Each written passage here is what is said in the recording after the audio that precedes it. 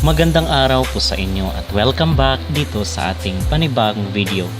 At mga kapolitika, atin na pong nasaksihan itong finale ng Miss Universe 2025. At ito na yung tinatawag natin na moment of truth dito sa kailang kompetisyon, na kung saan is nagtapos nga itong journey ni Atisa dito sa nasabing beauty contest bilang third runner-up dito sa Miss Universe 2025 na ginanap sa Bangkok, Thailand. So in this video is magbibigay tayo ng ating reaction kung bakit natalo itong si Atisa Manalo, dahil marami ang mga nadismaya at hindi matanggap ang naging resulta ng kompetisyon, most especially na majority sa mga netizen at sa mga sumusuporta dito sa ating pambato ay talagang nagsasabi na niluto ang resulta ng Miss Universe. Pero bago ang lahat ay huwag kalimutang mag-like at mag-subscribe na rin kayo para updated kayo sa ating mga latest issue. So very quick update lang ito mga kapolitika, kasi meron akong pupuntahan, and then later on pagbalik ko ay pag-uusapan natin ang mga samot-saring issue, yung aftermath ng Miss Universe 2025. So yun nga po, hindi man natin gusto yung naging resulta, pero kinakailangan nating tanggapin kasi ito yung mga sitwasyon, scenario na hindi natin kontrolado. Kasi nga sinasabi ko doon sa ating mga unang video na pag-usapan na natin ilang beses itong si Mexico, at yung sinabi ni Osmil, diba, na si Atisa is pasok sa top 5, nag-comment yung ating netizen doon sa ating mga unang video. And then itong yung pinasok kasi itong si Venezuela at si Mexico, medyo kinabahan ako kasi wala nga sila doon sa aking hot picks, diba? Doon sa top 6 ko kahapon wala itong si Mexico at si Venezuela, pero nung pumasok sila sa top 12 and then nagsigi-sige na sa top 5, kinabahan ako na siguradong merong mikos-mikos na nangyayari dito sa Miss Universe, kasi even doon sa mga hot picks ng mga Latinos ay wala itong si Venezuela at si Mexico. Except na lang doon sa Mexico na mga pages, pero sa all over sa Latin community is wala talaga, dahil sa poor performance ni Mexico, ni Fatima Fernandez.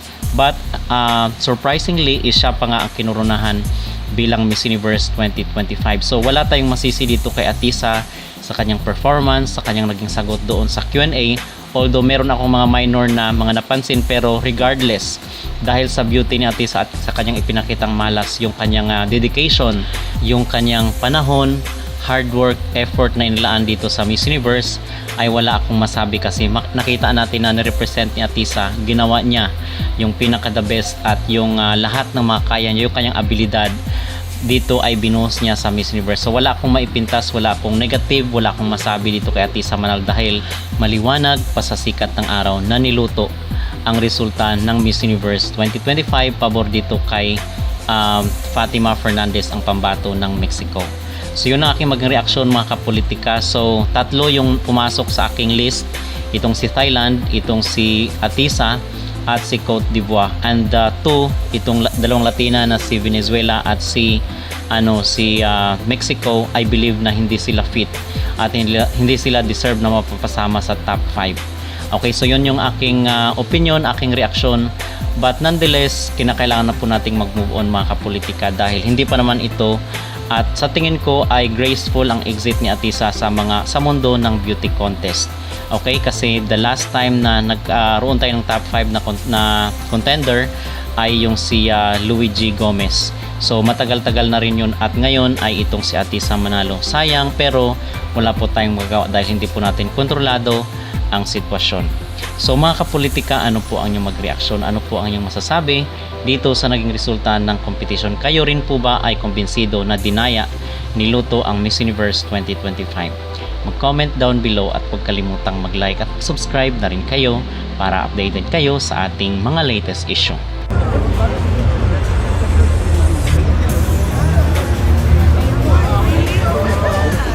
Mag-live ka, Adam. Ayan. Tapos na, pinatay ko na. Na. Bumagsak yung ano ko eh, yung views ko eh. Hindi ko alam bakit nag-log ko. Sa akin yung kanina eh. Kaya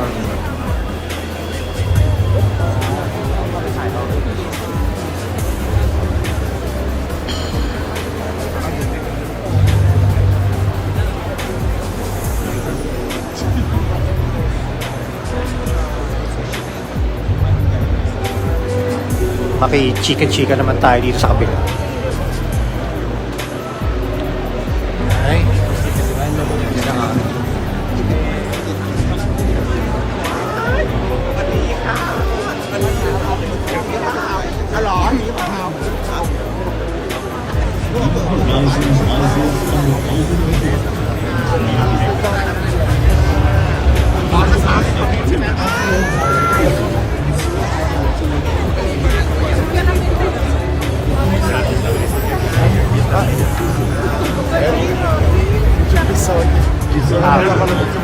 Pawi of sociology.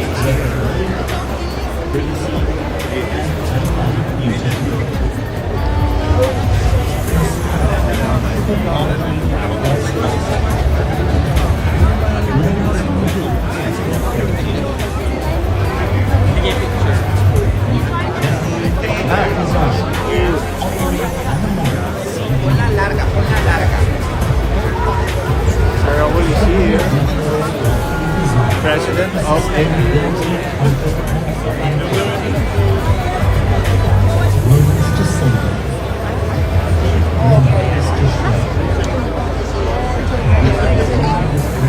Miss Dayan, nandito na si Miss Dayan.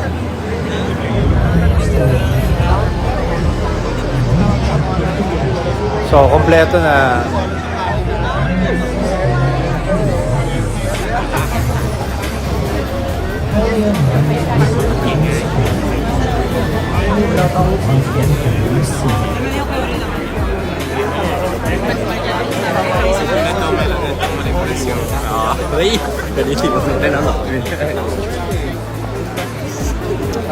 Vamos como que con...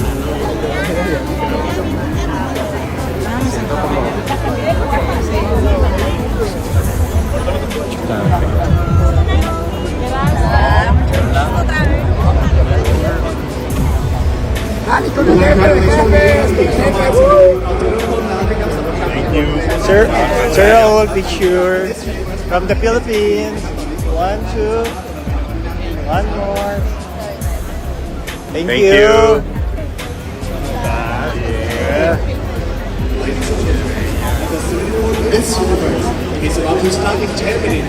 So now, please return. In 10 minutes, it's about to start. Oh my God, excited na ba kayo lahat? Parang hindi ko mahihimatay. Start na.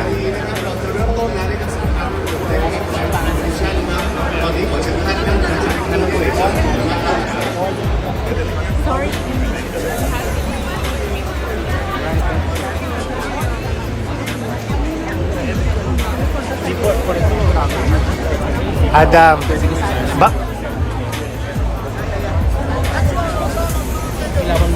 Ayan. Sino mananalo? Atisa Manalo. Ayan, galing na kay Adam yan, ha? Yes. O, di ba?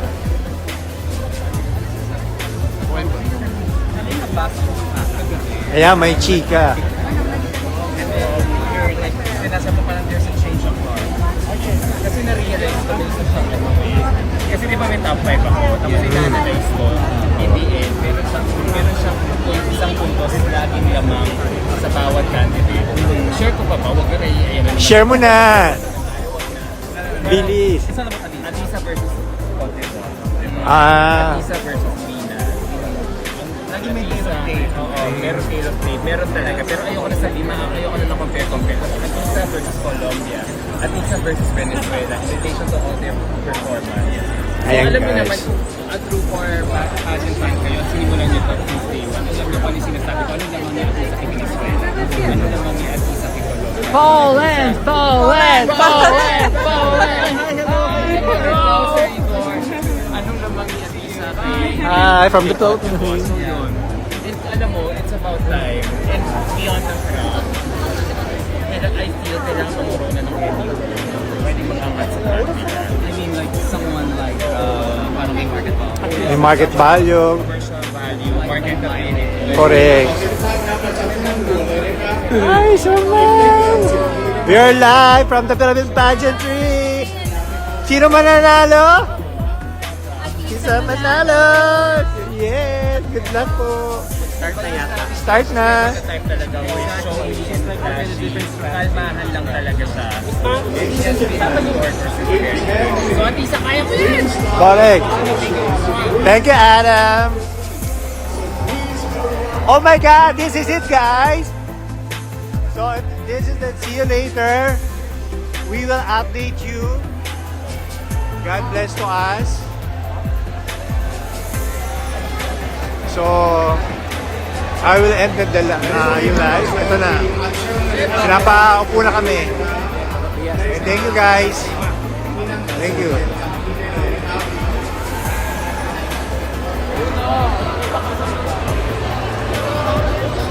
Grabe, ang dami ng tao dito guys.